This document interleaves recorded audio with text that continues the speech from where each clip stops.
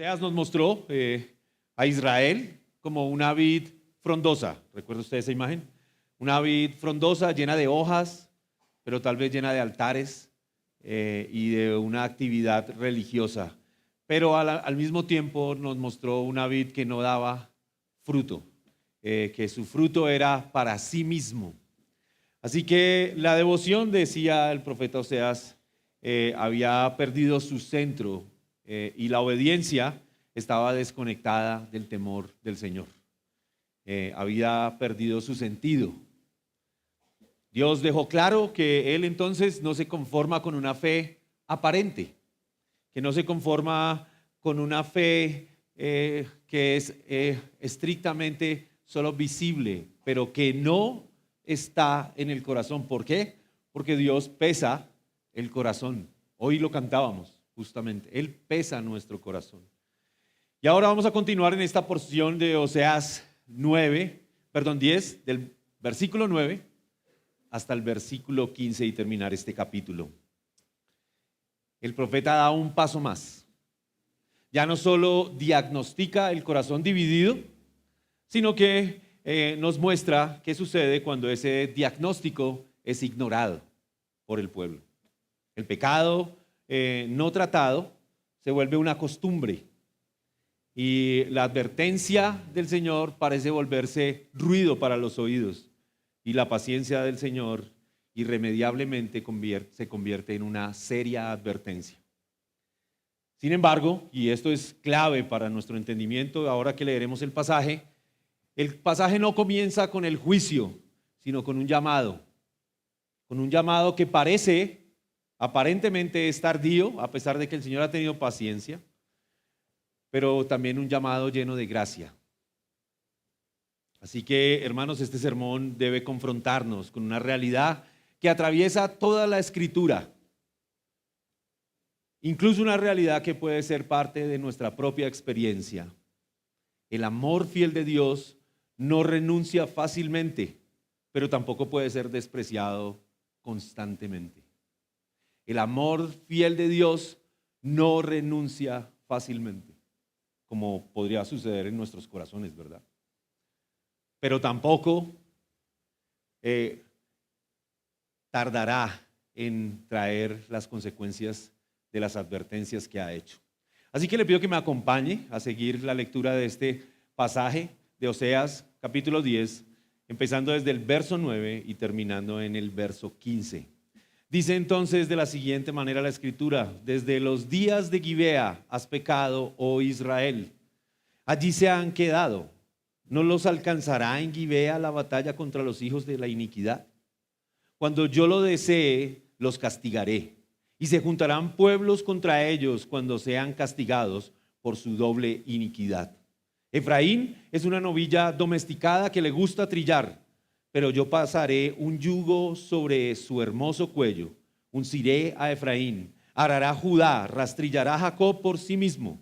Siembren para ustedes según la justicia, sieguen conforme a la misericordia, rompan la tierra para sembrar, porque es tiempo de buscar al Señor hasta que venga a enseñarles justicia. Ustedes han arado iniquidad, han cegado injusticia, han comido fruto de mentira, porque has confiado en tu camino, en la multitud de tus guerreros. Se levantará un tumulto entre el pueblo y todas las fortalezas serán destruidas, como Salmán destruyó a Bedarbel el día de la batalla, cuando las madres fueron despedazadas con sus hijos. Así les será hecho en Betel a causa de su gran iniquidad. Al amanecer, el rey de Israel será totalmente destruido. Hermanos, después de escuchar atentamente esta porción de la palabra, podemos notar que el profeta no habla de manera abstracta, de manera general. Más bien, lo que escuchamos es una invitación de Dios a su pueblo a romper la dureza de su corazón y a volver a buscarle antes de que sea demasiado tarde. Porque, hermanos, cuando la devoción pierde a Dios como el centro, el pecado se normaliza y la cosecha tiene que venir inevitablemente. Así que permítame animarle a que veamos tres movimientos claros que tiene este pasaje. Por un lado, un pecado antiguo que nunca fue arrancado, un llamado urgente del Señor a romper el corazón endurecido y una cosecha inevitable para quienes rechazan la gracia del Señor. Los primeros versos entonces nos muestran un pecado antiguo, uno que no fue arrancado del corazón del pueblo. El peligro entonces de normalizar la desobediencia. Y es necesario, mis hermanos, es necesario que entendamos que cuando la devoción pierde su centro en Dios, el pecado se vuelve habitual y deja de producir temor. ¿Qué sucede entonces? ¿Cómo podemos tratar de familiarizarnos con esto? Piensen en lo siguiente, piensen en esta imagen. Al pensar en esta idea del pecado que se normaliza, piensen en la siguiente imagen. Una familia se traslada a vivir cerca de la carrilera del tren. Cuando esta familia se traslada, el paso del tren en las noches es insoportable. El ruido va a levantar a la persona que tenga incluso el sueño más profundo. Bueno, hay algunos que tal vez no, pero en mi idea de la imagen, sí, este ruido ensordecedor con este movimiento brusco va a levantar a una persona. Pero con el paso del tiempo, una persona tiende a acostumbrarse a ese ruido. Y cuando pasa el tren, ya no pasa nada. No sucede nada. No cambió el tren, sigue siendo el mismo tren, sigue siendo el mismo ruido, solo cambió la sensibilidad de esta persona a ese ruido. Hermanos, así ocurre cuando la devoción pierde a Dios como el centro de nuestras vidas. El pecado que antes inquietaba la conciencia comienza a volverse familiar. ¿Sigue siendo grave? Absolutamente sí. ¿Sigue siendo destructivo? Por supuesto. Pero deja de producir en nosotros temor. El problema ya no es que el pecado esté presente, sino que el corazón se acostumbró a él. Eso fue lo que le pasó a Israel. Ellos no dejaron de escuchar la voz de Dios, lo que hicieron fue dejar de temerle. Y cuando el pecado deja de alarmarnos, la devoción ya no gobierna el corazón.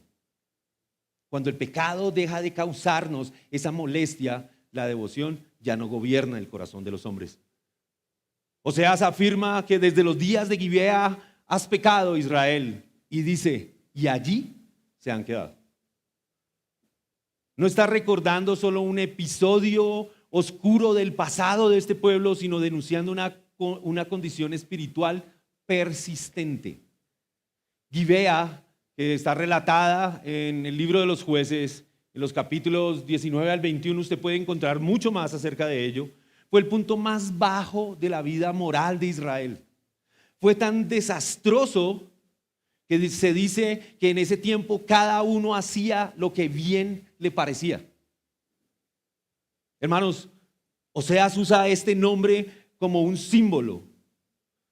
Israel no solo pecó como en Gibea, sino que nunca salió realmente de allí.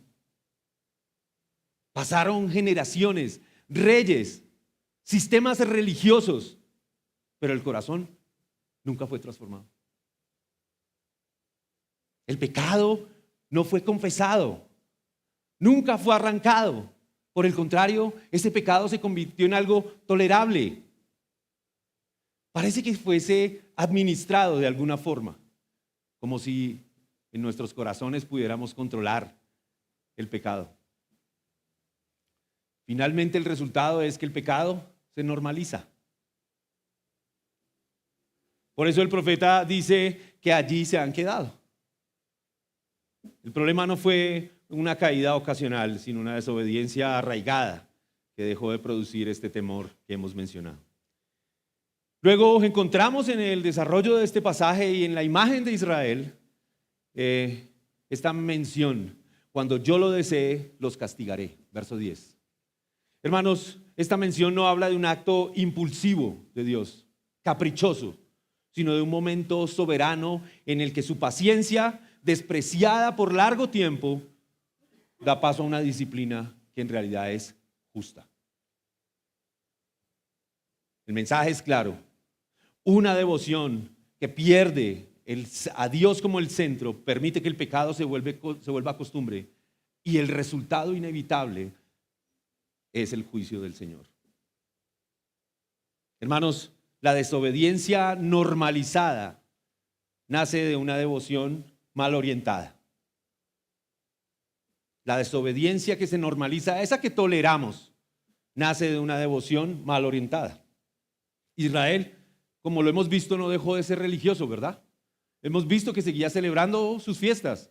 Hemos visto que seguía de alguna manera pronunciando el nombre del Señor. Incluso ya vimos unos capítulos atrás como el mismo pueblo dice, volvámonos al Señor, pero como algo vano, vacío, temeroso por sí mismo, no temeroso por el Señor. Hermanos, lo que perdió en realidad Israel fue ese temor reverente por el Señor. Y cuando el temor se pierde, la obediencia se vuelve vacía en su contenido espiritual. Y esto es algo que en la carta del profeta Oseas se menciona constantemente, una obediencia estéril, una obediencia que no proviene de una convicción verdadera, sino de una mala motivación.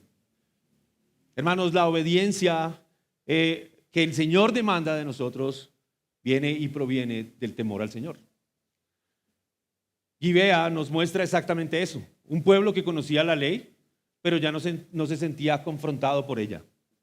El pecado dejó de ser una alarma. El pecado se convirtió más bien en un paisaje espiritual.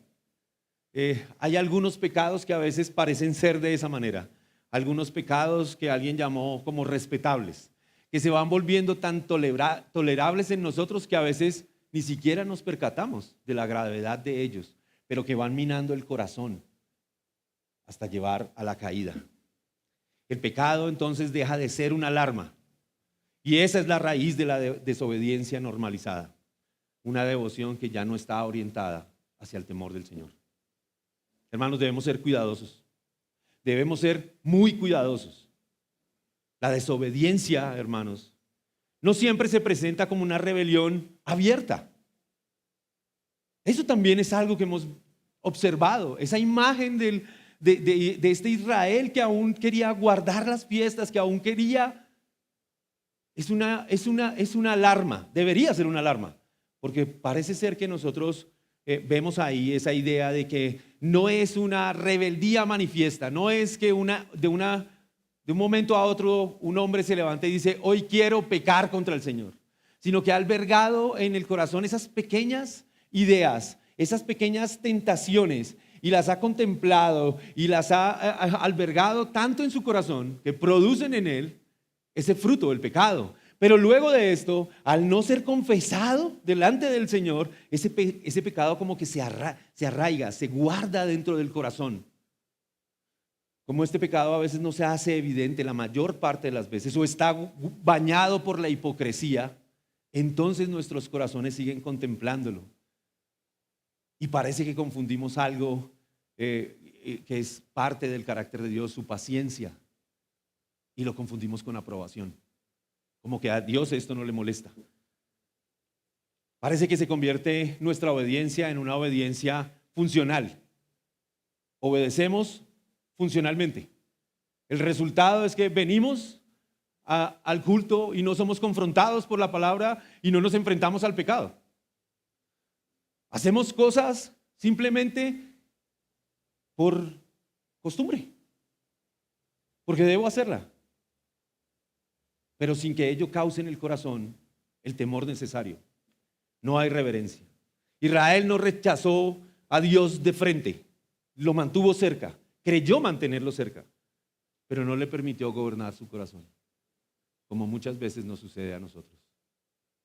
Tenemos a Dios cerca, pero no le permitimos gobernar nuestros corazones.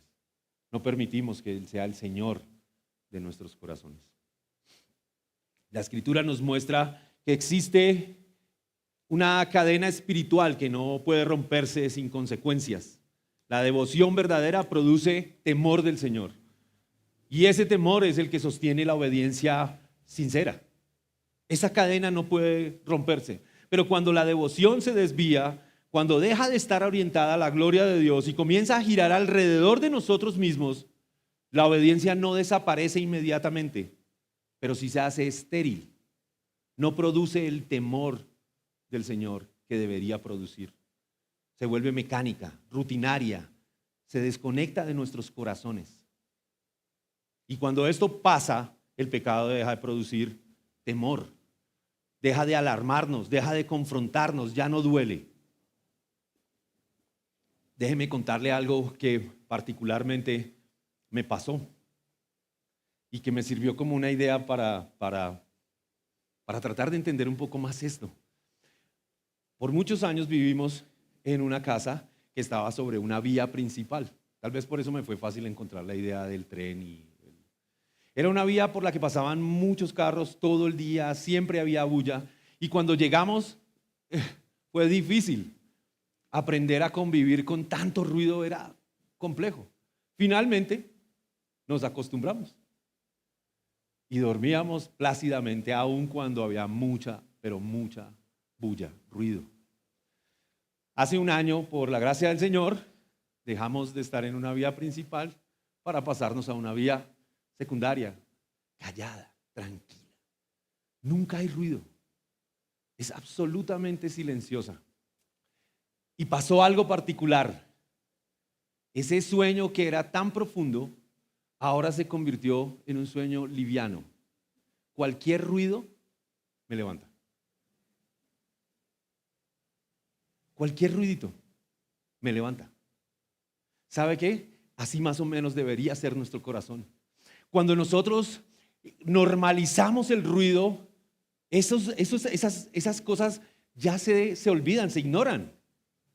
Pero cuando nosotros descansamos en esa paz del Señor, de confesar nuestros pecados, esa paz que produce en el interior, entonces vivimos con una alarma y cualquier cosa que parece un pecado, inmediatamente nos despierta, nos alerta, nos alarma, nos confronta y queremos resistirlo. El peligro de normalizar la conducta pecaminosa, además de ofender profundamente al Señor, es que podemos dejar de enfrentar el pecado y convertirlo en algo deleitoso.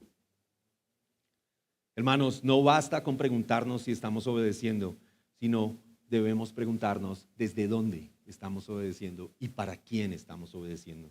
Una iglesia puede mantener prácticas correctas y aún así perder el temor del Señor. Si su devoción ya no está centrada en Él, sin lugar a dudas, será estéril. Pero el profeta ahora lanza una advertencia. ¿No los alcanzará en Gibea la batalla? La respuesta es clara, sí. El pecado tolerado por largo tiempo termina alcanzando al pecador. La batalla no es un accidente histórico, sino la consecuencia moral de una desobediencia persistente. Y cuando el pecado es tolerado, entonces comienza a gobernar silenciosamente la vida de las personas. Hermanos, lo que parecía entonces bajo control empieza a controlar. El pecado no confesado ya no solo acompaña la vida espiritual, sino que la dirige. Y en este punto el juicio de Dios no es entonces una sorpresa, sino es la consecuencia de haber despreciado la gracia por mucho tiempo. Cuando el Señor añade, cuando yo lo desee, los castigaré, no habla de un arrebato, sino de su soberanía sobre el tiempo del juicio. Dios fue paciente, advirtió y llamó, pero el pueblo confundió esa demora, esa paciencia, con aprobación. Y esa confusión es fatal. La paciencia de Dios es gracia, pero nunca es negación de su santidad. La paciencia de Dios es gracia, pero no es negación de lo que Él demanda de nosotros, de lo que Él mismo es, santo, 3 veces santo. Por eso el texto nos confronta y nos debe confrontar, porque puede ser que hemos confundido la paciencia de Dios con esa aprobación. El mayor peligro entonces no es la disciplina, finalmente la disciplina tiene como objetivo la restauración. El mayor peligro es entonces dejar de tomar en serio la santidad mientras aún hay tiempo para volvernos a Él. Hermanos, la paciencia de Dios no cancela ni suspende su santidad ni su juicio. Es una oportunidad para arrepentirnos, no una licencia para permanecer iguales. Pero el asombro de este pasaje, hermanos, es que después de anunciar que la batalla alcanzará al pecador, Dios no cierra la puerta de inmediato. Antes de ejecutar el juicio, el Señor levanta la voz con un llamado urgente. Y este es mi segundo punto. Un llamado a romper el corazón endurecido. La gracia del Señor invita antes del juicio. Cuando Oseas describe ahí a Efraín como una novilla, en el verso 11, cuando la describe como una novilla domesticada que le gusta trillar, está retratando de alguna manera una espiritualidad acostumbrada a lo cómodo. ¿Por qué? Trillar era una labor sin yugo. Es decir, el animal no tenía el yugo puesto. El yugo es pesado y difícil para el animal. Pero además el animal, además de no hacerlo con yugo, tenía acceso al alimento, podía comer. El animal trabajaba, pero sin verdadera carga, de alguna manera. Israel se había habituado entonces a una relación con Dios que le ofrecía beneficios sin rendición profunda, a bendición sin arrepentimiento, a un culto pero sin transformación. Hermanos, era una fe funcional aparentemente, pero en realidad superficial. Por eso el Señor declara entonces: yo pasaré un yugo sobre su hermoso cuello. Este yugo no es un castigo arbitrario, ni como lo mencionamos, es algo caprichoso. Es una gracia severa. Dios interrumpe la comodidad porque ama demasiado a su pueblo como para dejarlo cómodo en su pecado. Y tal vez muchas veces nosotros hemos experimentado esta situación en diversas formas. En diversas formas hemos experimentado momentos de gracia severa del Señor. Momentos en los que la gracia del Señor nos ha salvado de cosas difíciles, de afrontar circunstancias que pudieron ser comprometedoras. Y esa gracia solamente vino para advertirnos de la necesidad de arrepentirnos genuinamente y volver al Señor. Y el Señor lo menciona hablando de algo que es interesante, el barbecho, de romper el barbecho. ¿Qué es el barbecho? Es como esa tierra, no sé si usted ha visto de pronto cuando el barro se seca, queda como una capa por encima que se ve aparentemente fuerte, ¿sí? Pero esa idea también se da en la tierra que se cosecha. Cuando la tierra no se ara y no se prepara constantemente para la cosecha, la tierra se vuelve aparentemente sólida, ¿sí? Tiene como una capa por encima que es sólida. Eso es el barbecho. ¿Qué es entonces romper el barbecho en nuestra vida espiritual hoy? ¿Qué puede ser? Bueno, pensemos en un hueso roto que sana mal. Cuando un hueso sana mal, usted no lo ve, ¿verdad? Aparentemente todo está bien, porque usted vuelve a poder caminar y parece que todo está bien. Pero cuando se toma una radiografía, el médico dice: no, esto está mal. ¿Qué debe hacer? Aquello que se volvió como una costra en el hueso, que debe ser corregido, tiene que ser roto, quebrado, para poder ser corregido. Es decir, que el hueso tiene que volver a romperse para poder sanar correctamente. Hermanos, así actúa Dios en nosotros. La gracia no siempre alivia de inmediato. A veces duele. A veces nos cuesta mucho. Pero en realidad la gracia está actuando en favor nuestro. está restaurando. Cuando Dios introduce disciplina en nuestra vida, cuando el Señor introduce confrontación, incomodidad, no es una señal de rechazo. No. Es que Dios está tratando con nosotros. Tal vez está quebrando esos huesos que sanaron mal, de manera incorrecta, para ponerlos en el lugar adecuado. El Señor pone el yugo no para destruir, sino para enderezar lo que se estaba torciendo más bien de manera silenciosa. Hermanos, esto debe confrontarnos profundamente. Podemos acostumbrarnos a una fe que no nos exige nada. Podemos acostumbrarnos a una devoción que se adapta a nuestra agenda, incluso a una obediencia que no toca el corazón. Pero cuando Dios incomoda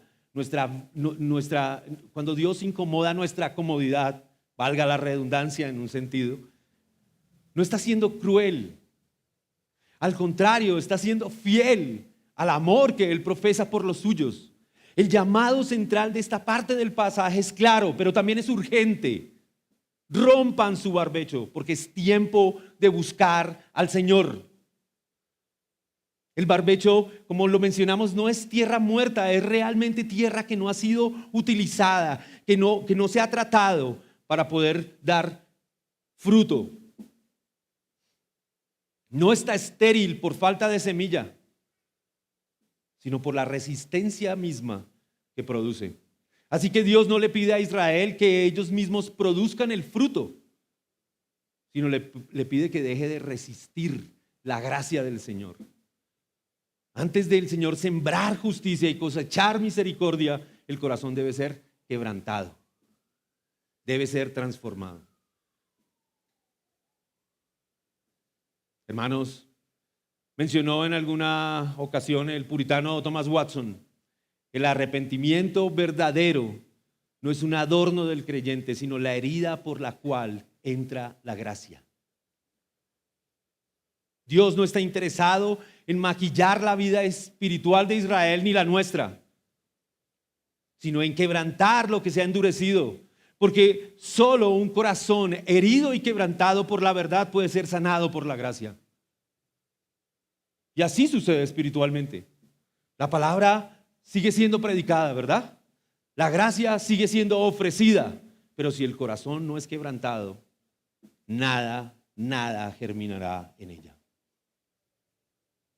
Por eso Dios dice, es tiempo. El arrepentimiento no puede seguir postergándose. Buscar al Señor, hermanos, implica volver a Él con todo el corazón, reconociendo que solo Dios puede traer la justicia que Él mismo ha prometido. Dice el texto, vuélvanse al Señor hasta que Él venga y llueva justicia sobre ustedes. El pueblo no produce esa justicia, solo prepara el terreno. Lo mismo ocurre hoy con la iglesia. No somos llamados a producir transformación por esfuerzo, por ese esfuerzo religioso que creemos que debemos hacer. No, somos llamados a responder con fe y arrepentimiento mientras la gracia aún nos llama. Ignorar, hermanos, este llamado endurece el corazón a tal punto que parece que estuviera como sellado, como encapsulado. Este llamado a romper el barbecho y a buscar al Señor no encuentra su respuesta final en el esfuerzo humano, no encuentra la respuesta verdadera en nuestro propio esfuerzo. Israel fue llamado a preparar el terreno, pero la historia bíblica nos muestra que ningún corazón puede romperse verdaderamente a sí mismo. Por eso, en la plenitud del tiempo, Dios mismo vino a hacer lo que su pueblo no pudo. En Cristo, el Hijo obediente, vemos al verdadero Israel que llevó el yugo que nosotros rehusamos cargar. Él no evitó la incomodidad del juicio, sino que se sometió plenamente a la voluntad del Padre, cargando sobre sí el peso de nuestra dureza y de nuestra resistencia. En la cruz, hermanos, Cristo fue quebrantado para que corazones endurecidos pudieran ser renovados. Hermanos, allí en la cruz, el juicio y la gracia se encontraron. El mismo Dios que en Oseas llama a romper el barbecho, en el Evangelio rompe el corazón de piedra y promete dar un corazón de carne.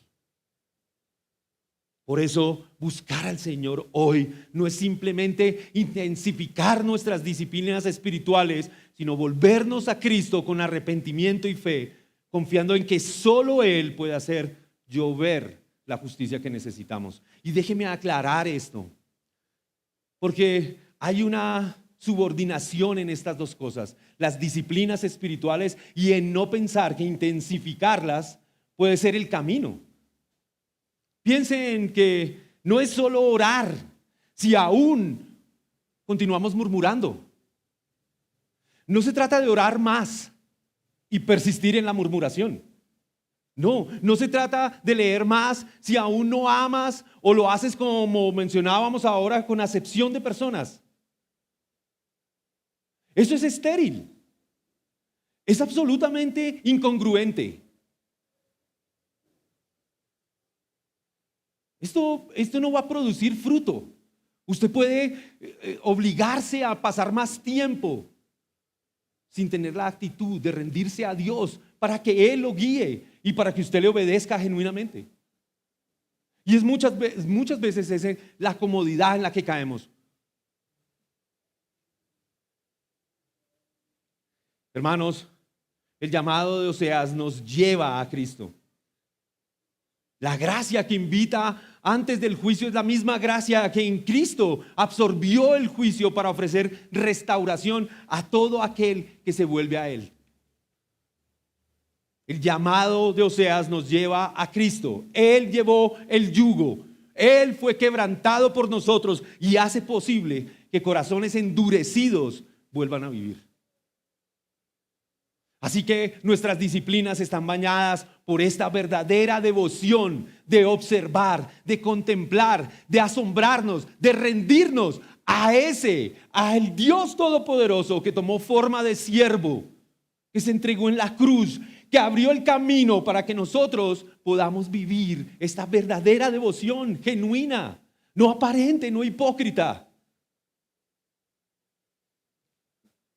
Hermanos, pero este texto también refleja lamentablemente una realidad que ocurrió con el pueblo de Israel, pero que también puede ocurrir con nosotros.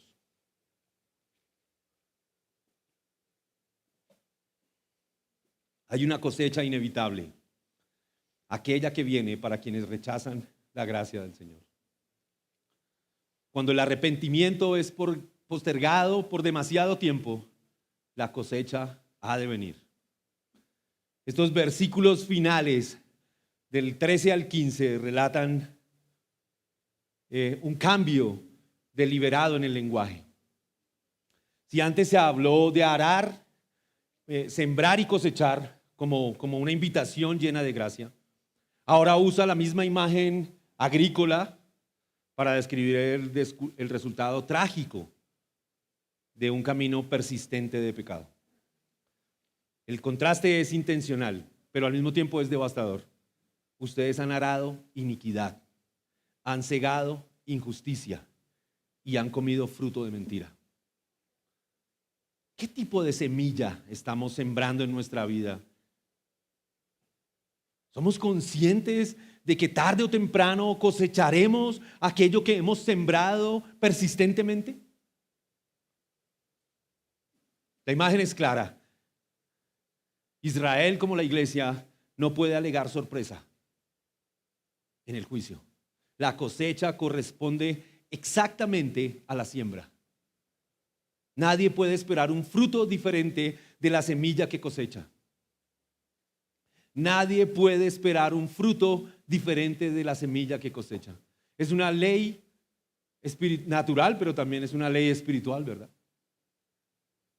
Naturalmente usted no puede sembrar una semilla de manzanas esperando recoger peras. Suena casi lógico, incluso suena hasta tonto, pero es real. Y en la vida espiritual es igual. No podemos sembrar apariencias, hipocresía y esperar recoger un fruto de fidelidad. No. Incluso la ley en la siembra y en la cosecha dice que cuando sembramos escasamente recogemos. Pero cuando hemos sembrado abundantemente, también abundantemente recogeremos de ello. Hermanos, Dios había llamado a sembrar justicia para cosechar misericordia. Pero el pueblo decidió trabajar otro campo diferente. Araron iniquidad. Hicieron del pecado su proyecto de vida. Sembraron injusticia. De alguna manera ellos creyeron que podían estructurar su vida lejos de la voluntad de Dios y terminaron comiendo mentira. Una vida sostenida por falsas seguridades es lo que observamos. El juicio que viene no es arbitrario, es coherente. No es repentino, es acorde a la suma de las necedades del hombre. No es injusto, es proporcional. Hermanos, y es una advertencia seria para todos nosotros. Si nuestra devoción está torcida, hermanos, el temor del Señor desaparece e irremediablemente cosecharemos iniquidad, mentira, pero también la justicia de Dios, porque Él es quien ha llamado al arrepentimiento. Hermanos, el texto señala con precisión el núcleo, el centro del problema. La raíz de todo esto es porque has confiado en tu camino a la multitud de tus guerreros. Israel desplazó su confianza, ya no descansaba en el Señor del pacto, sino en su propia estrategia, en su poder militar y en su autosuficiencia. Un término que para nosotros a veces se ha normalizado. Autosuficiente.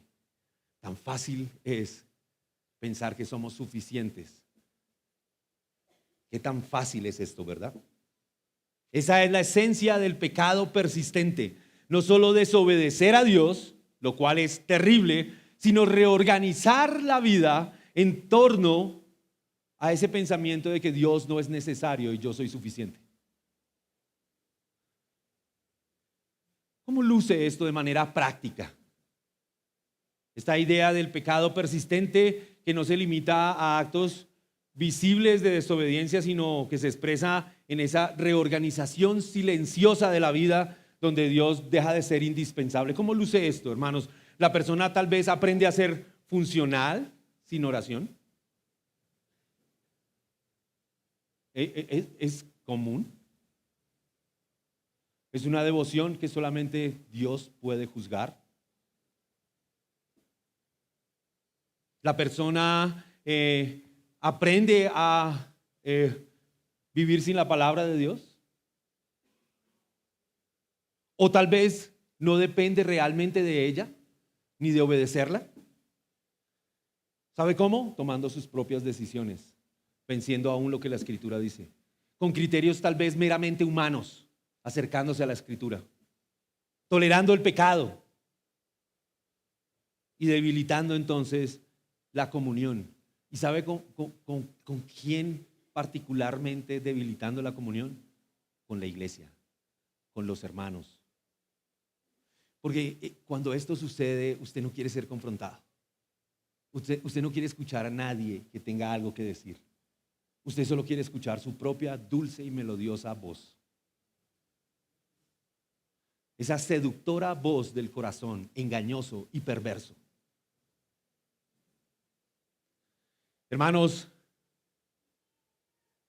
el mayor engaño del pecado no es solamente pensar en esa abierta rebeldía, sino acostumbrarse a vivir sin Dios, sin que Él sea el centro, sin que Él sea esencial. La gracia, hermanos, la gracia fue ofrecida. Sí, pero este pueblo la reemplazó por la confianza en sus propios recursos, en sus guerreros, en sus campos, en su relación con otros pueblos. Cuando eso ocurre, hermanos, el arrepentimiento siempre se posterga. Cuando usted en sus propias fuerzas cree, porque es aparente, tener estabilidad, el arrepentimiento se deja para el final. Luego lo reconozco. Yo luego puedo tratar con él. Irremediablemente esto parece estar enredando, como dice en Hebreos. El pecado parece como enredar al hombre de una manera que luego lo tumbará, lo hará caer. Hermanos, el problema de la autosuficiencia que posterga el arrepentimiento es que hace difícil admitir la necesidad, hace imposible que admitamos que necesitamos de Dios para ser corregidos, que necesitamos de la gracia de la iglesia para ser corregidos, que necesitamos de otros para ser corregidos y animados.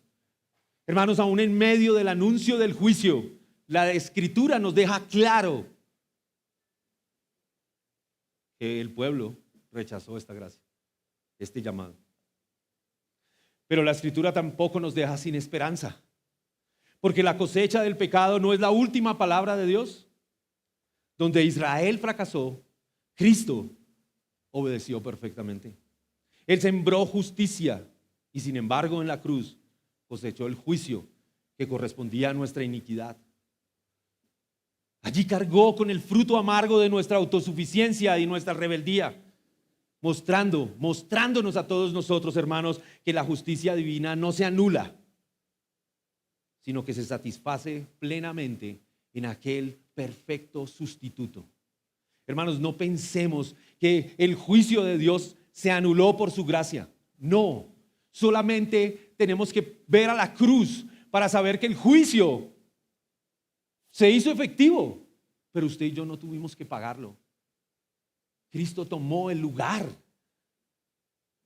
de nuestra autosuficiencia, de nuestra rebeldía, de postergar el arrepentimiento, pero ahora nos llama por su gracia a quebrar esa tierra estéril para que la gracia produzca en nosotros ese hermoso fruto de devoción y piedad. Hermanos, el juicio que se describe con imágenes difíciles y un colapso en los versos 14 y 15, con esa referencia a Bedarbel, no busca como sensacionalismo, no busca como la idea de lo sangriento y no. Lo que busca es despertar en nosotros la conciencia. O sea, se recuerda un evento de brutalidad histórica para mostrar que el pecado que se tolera termina deshumanizando, termina enfriando de tal forma la conciencia que es imperceptible el peor de los pecados. Cuando Dios es sacado del centro, hermanos, no solo se pierde la piedad, también se pierde la compasión. Usted no siente compasión por nadie.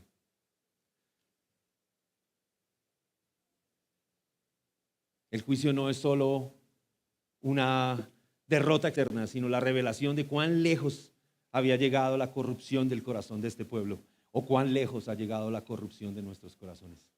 Hermanos, no solamente perdemos la piedad, sino la sensibilidad a sentir compasión, verdadero amor, verdadero afecto, amor sin hipocresía, genuino, transparente, a causa del pecado. La frase final es especialmente solemne. Así le será hecho en Betel a causa de su gran iniquidad. Betel, la casa de Dios, se había convertido en el centro de una religiosidad falsa.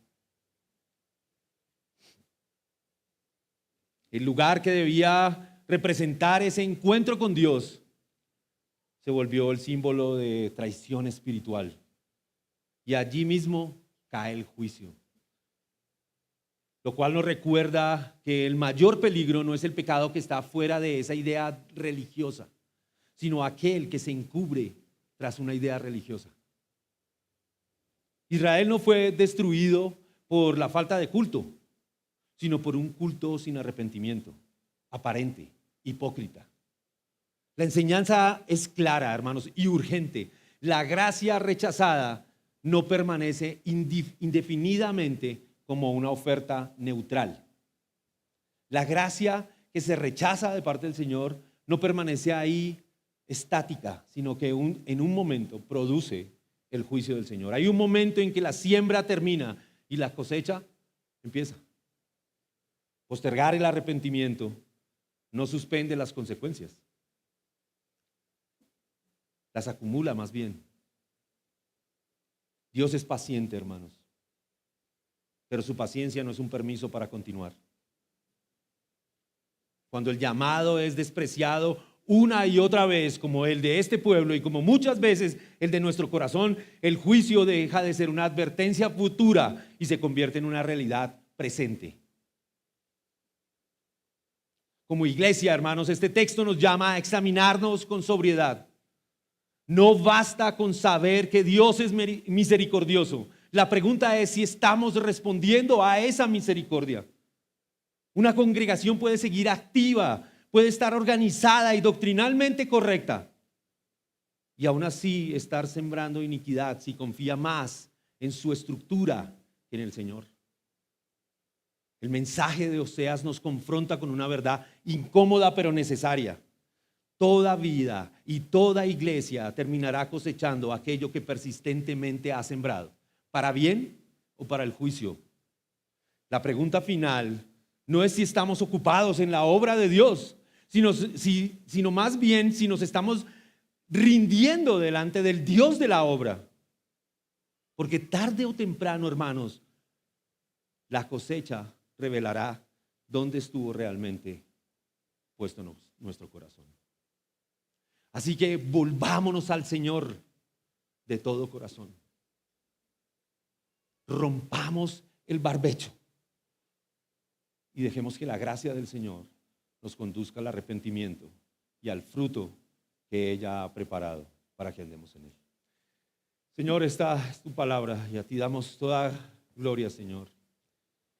Al ser confrontados, Señor, por este pecado recurrente que se puede albergar en nuestros corazones a través de esa idea incorrecta de una paciencia que es consentimiento, Señor, somos llamados a quebrantar nuestros corazones delante de ti, a reconocer nuestro pecado, a humillarnos y confiar plenamente en tu gracia, Señor, y a entregarnos, Dios mío, a entregarnos, Señor, sabiendo que aún la disciplina, Señor, que ha de venir y que ha de causar dolor, también, Señor, salvará nuestras almas y nos permitirá adorarte eternamente a ti, Señor, Dios Todopoderoso.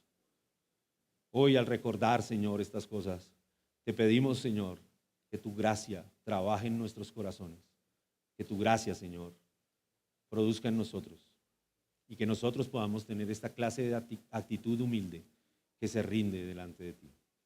A ti sea la gloria en Cristo Jesús. Hermanos, pongámonos en pie.